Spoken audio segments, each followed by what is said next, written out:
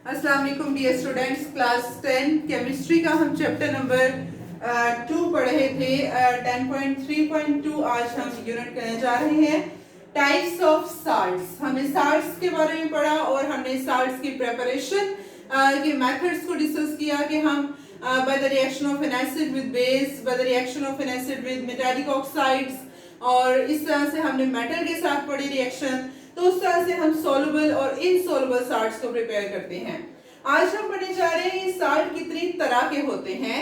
इनके हम जो है वो टाइप्स पढ़ते हैं। 3 हम आज डिस्कस करेंगे, 3 हम इंशाल्लाह नेक्स्ट लेक्चर में डिस्कस करेंगे। सबसे पहला है नॉर्मल साल्ट। इनको नाम दिया जाता है न्यूट्रल साल्ट का भी। न्यूट्रल से आपको क्या समझ आ रही है कि ना एसिडिक होंगे। एसिडिक मतलब जिन साल्ट्स में ना हाइड्रोजन पाया जाए और ना ही वो बेसिक हो, मतलब ना ही इनमें हाइड्रोक्साइड पाया जाए, उन साल्ट्स को हम कहते हैं न्यूट्रल साल्ट। जैसे सोडियम क्लोराइड है, जैसे पोटेशियम क्लोराइड है, जैसे सोडियम नाइट्रेट है। आपको इनमें से कहीं पे कोई हाइड्रोजन या कोई OH नजर आ रहा है? नो, इनमें जस्ट आयनिक रेडिकल्स हैं, पॉजिटिव और नेगेटिव रेडिकल्स पाए जा रहे हैं। तो ऐसे रिएक्शंस न्यूट्रल साल्ट्स या नॉर्मल साल्ट्स हम कहते हैं कि ऐसे रिएक्शन जो न्यूट्रलाइजेशन, ऐसे साल्ट जो न्यूट्रलाइजेशन रिएक्शन से बने। मतलब हम रिएक्शन लिखते हैं और फिर इस साल्ट की डेफिनेशन को समझते हैं। जैसे हमारे पास है HCl प्लस सोडियम हाइड्रोक्साइड, बनेगा क्या? ये सोडियम क्या करेगा? ये सोडियम मेटल है, ये मेटल इस हाइड्रोजन को रिप्लेस करेगा और इसकी जगह आके लग जाएगा। ऐसा ही होगा ना? ये सोडियम मेटल ने हाइड्रोजन को कर दिया रिप्लेस और उसकी जगह आके खुद अटैच हो गया और साथ पीछे क्या बचा? वाटर बन गया। अब ये साल्ट कैसे बना है? Sodium chloride. जब जो सोडियम है, जो मेटल है, मेटल आयन है, उसने जब एसिड जो है, एसिड के हाइड्रोजन को कंप्लीटली रिप्लेस कर दिया है, कंप्लीट रिप्लेसमेंट हुई है, तो तब हमारे पास ये न्यूट्रल साल्ट बना है। कंप्लीट रिप्लेसमेंट होगी तो न्यूट्रल साल्ट बनेगा ना। अगर तो कंप्लीटली हाइड्रोजन रिप्लेस नहीं होंगे तो वो एसिडिक साल्ट होगा, या अगर ये हाइड्रोक्साइड कंप्लीटली जो है वो बेस से नहीं होंगे रिमूव तो वो बेसिक साल्ट होगा। इस तरह से होता है ना। तो द साल्ट, नॉर्मल साल्ट की क्या डेफिनेशन हुई? The salt that is formed by complete replacement of hydrogen ions by a positive metal ion. जैसे हमारे पास एक बेस है अमोनियम हाइड्रोक्साइड, बेस है ना अमोनियम हाइड्रोक्साइड, वो फॉर एग्जांपल एक एसिड के साथ रिएक्शन करती है HNO3। अब अमोनियम पॉजिटिव है, NO3 नेगेटिव है।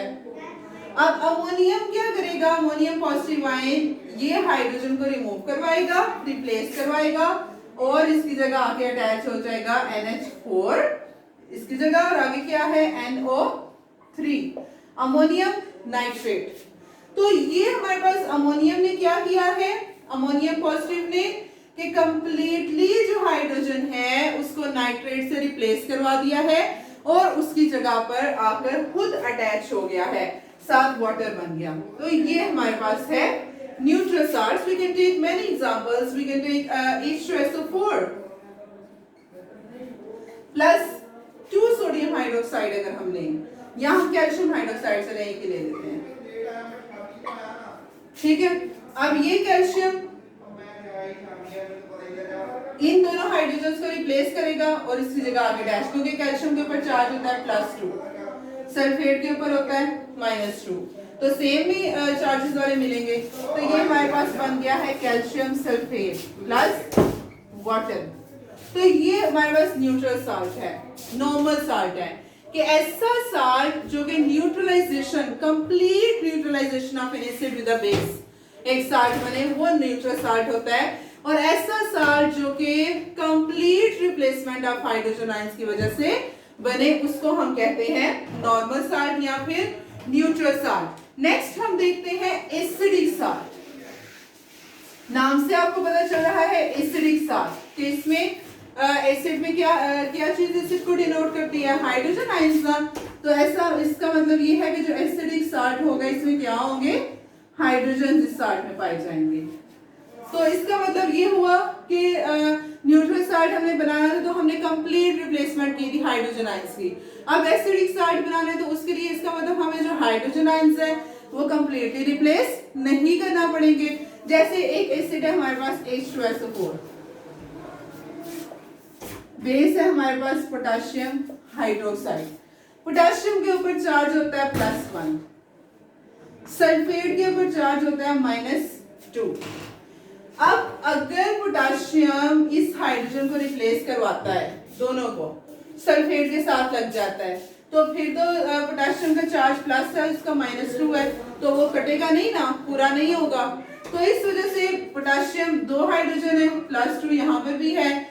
तो पोटेशियम क्या करता है, कंप्लीटली हाइड्रोजन्स को रिप्लेस नहीं कर पाता। कंप्लीटली इस वजह से रिप्लेस नहीं कर पा रहा क्योंकि फिर चार्जेस जो हैं, पॉजिटिव और नेगेटिव चार्जेस साल्ट में इक्वल होने चाहिए, तो वो फिर इक्वल नहीं होते अगर वो कंप्लीटली रिप्लेस कर दे। तो हमारे पास ये बनेगा KHSO4, एक K का पॉजिटिव, एक H का पॉजिटिव, SO4 के 2 नेगेटिव कट गए और साल्ट हमारे पास ये बन गया। अब ये हमारे पास एसिडिक साल्ट बना है। कौन सा साल्ट, एसिडिक। तो इसमें हमारे पास क्या आ गया, हाइड्रोजन, साथ वाटर तो बनेगा ही। अब ये एसिडिक साल्ट कैसे बना है, by incomplete replacement of hydrogen ions by a positive metal ion. के एक पॉजिटिव मेटल आयन है, जैसे पोटेशियम है, जैसे हमारे पास कैल्शियम है या मैग्नीशियम है, सोडियम है, तो वो पॉजिटिव मेटल आयन जब कंप्लीटली हाइड्रोजन्स को रिप्लेस नहीं कर पाता, पार्शियल रिप्लेसमेंट होती है, आधी रिप्लेसमेंट होती है, आधे हाइड्रोजन रिप्लेस होते हैं और आधे नहीं होते, तो हमारे पास एज ए रिजल्ट जो साल्ट बनता है वो एसिडिक होता है। चूंकि ये एसिडिक साल्ट है, इस वजह से ये क्या करते हैं, जो ब्लू लिटमस पेपर है इसको किस में चेंज कर देते हैं, रेड में। और